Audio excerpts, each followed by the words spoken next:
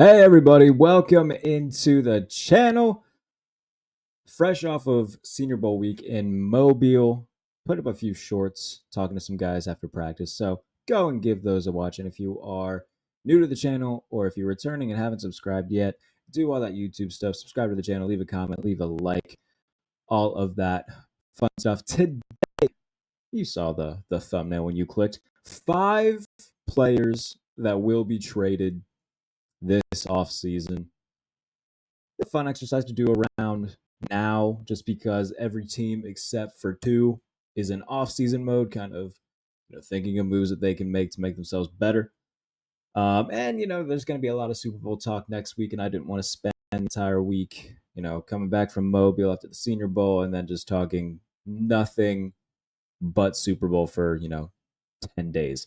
So we'll have plenty of that next week. So without further ado, let's talk about these 5 guys that I think will be playing on different teams next year, starting with number 1, Garrett Wilson, the receiver for the New York Jets, will be sent to the Pittsburgh Steelers. Yeah, I'll start with a little bit of a homer pick here.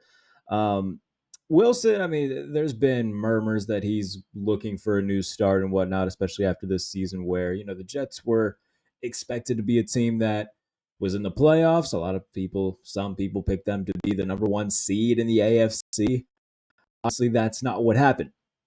They struggled to a 5-12 record. It's just an abysmal season full of just a lot of background noise. Robert Saleh gets fired, the Aaron Rodgers stuff, and it just felt like a season that was very much wasted, that had a lot of potential into 2024.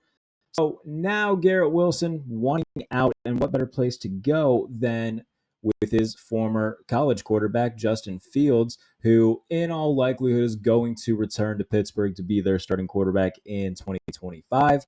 They need other receivers outside of George Pickens, so why not bring in Garrett Wilson and now have a really nice dynamic duo? If you do decide to hold on to George Pickens, I wouldn't be shocked if they trade Pickens.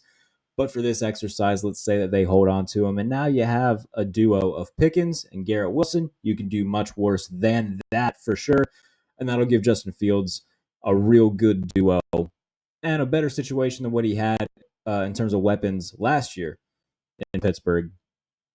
And it'll give him a chance to really solidify himself as the long-term franchise quarterback, giving him all the opportunities he needs to succeed by giving him weapons. So Garrett Wilson to the Pittsburgh Steelers.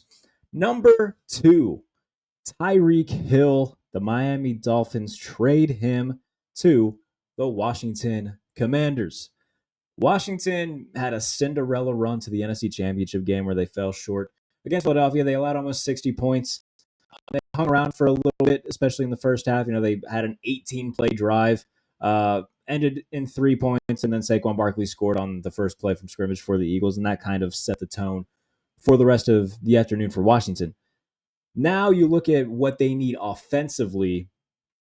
You need somebody else to be a real threat outside of Terry McLaurin. Like Zach Ertz had a nice year, but I mean he's an old tight end who he's not just in like the back 9 of his career. He's probably on the last few holes.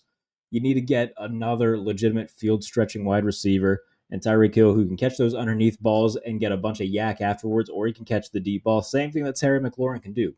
So add Tyreek Hill with Jaden Daniels and Terry McLaurin. That team will find itself right back where it was, contending for a Super Bowl with the weaponry at the disposal of Jaden Daniels. And if you can get yourself a Tyreek Hill at Washington, it's something that you should explore doing. So we'll see if they end up going that route. But I think it would make perfect sense for Washington to do to get Tyreek Hill. All right, this next one is a twofer. So a player traded for another player with, some draft pick compensation thrown in. But I think it makes sense for both sides. So we're going to say the Denver Broncos are going to trade Courtland Sutton to the Los Angeles Rams in exchange for Cooper Kupp. Last year, there was a lot of noise around Courtland Sutton potentially being traded to the Steelers or the Rams. Both of them called Denver about Courtland Sutton before and during the draft. They were told no both times, according to a source that told me that. But in lieu of that, Denver didn't give Courtland Sutton a new deal. They didn't redo his current deal or give him, any sort of extension to give him more money. He's entering the last year of his deal, and if they don't plan on paying him, why not deal him and get somebody, at least in return, that would, give you good production? And Cooper Kupp might be a little bit on the older side at this point, but I think that he would fit in with what Sean Payton does, which is, some quick throws, underneath stuff, which Cooper Kupp has thrived in throughout his career in terms of getting off the line of scrimmage, getting open right away, and getting those underneath catches. You can put him on the outside, you can put him in the slot, you can do a bunch with him, even at this age. So Courtland Sutton for Cooper Kupp, maybe some sort of pick swap thrown in as well. I think that it would make sense for both sides because in terms of what the Rams would get in return, they would get a field stretcher, something that they don't necessarily have right now. Like Puka and Cooper Kupp kind of serve the same role where they're both like gritty underneath receivers that'll give you a lot of yak with power. Courtland Sutton is a legitimate field stretching, long, deep, like go get it deep ball kind of guy. And that kind of yin to Puka Nacua would give them a real balance offensively in the passing game that they don't really have right now. They don't have like a downfield guy. So I think it benefits both teams, both Los Angeles to be able to get a field stretcher in Sutton and Cooper Kupp to get more of a scheme fit for what they want to do in Denver and the Sean Payton offense. I think it makes all the sense in the world for both sides. We'll see if they decide to do it. And then last but not least, Maxx Crosby gets dealt to the Buffalo Bills. Maxx Crosby been very active on social media as of late. Lots of tweets. One recently, he just said, "I'm going to be a champion." And then he posted an Eagle logo with a ring. He went to Eastern Michigan, whose logo is the Eagles. So I think that was the only homage there. But during the Bills Chiefs AFC Championship game, Mac Hollins caught a touchdown pass, and Mac Hollins gave a shout out to his former teammate, just tweeting Mac effing Hollins. So, there's obvious admiration from Crosby towards Josh Allen. He spoke very highly of Josh Allen ahead of the playoff game against Baltimore, saying that he thinks that Josh Allen is better than Lamar, that he would rather play against Lamar than Josh Allen. So, all of this, these little breadcrumbs coming from Crosby, but also just from the Raiders. I understand they just hired Pete Carroll, but they're still very far away from being like a true contending team. So if you can get a pair of first-round picks for Maxx Crosby, who I think would be willing to do that because they don't draft well in the first round anyway. You look at their handful of first-round picks or their first picks. Like Keon Coleman was a first-round pick, but he was their first pick, the first pick of the second round. Dalton Kincaid, Greg Russo, Kyer Elam, like they have gone over the last handful of first picks. Even a guy like AJ Epinesa, who's fine, but he's not a game wrecker.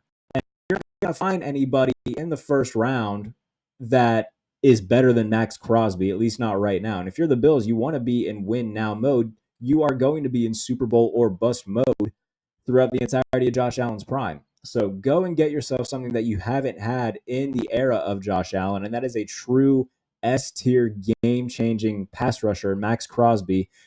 The Raiders a horde of draft picks to do it, and get yourself a real game changer on the defensive side of the ball, something that they have not had in Josh Allen in terms of a really great pass rusher. So that is 5 trades that I think will happen this season. Again, if you're not already, subscribe to the channel. Be sure to do that. Leave a comment, like the video, do all of that fun YouTube stuff. And we will catch you in the next one. Thank you guys so much for tuning in. As always, this is the Pump Fake. And if you want to listen to full shows, you can get it wherever you get your podcasts. So we'll see you soon on the YouTube channel and on the airwaves. Thank you guys so much for tuning in. We'll talk to you later.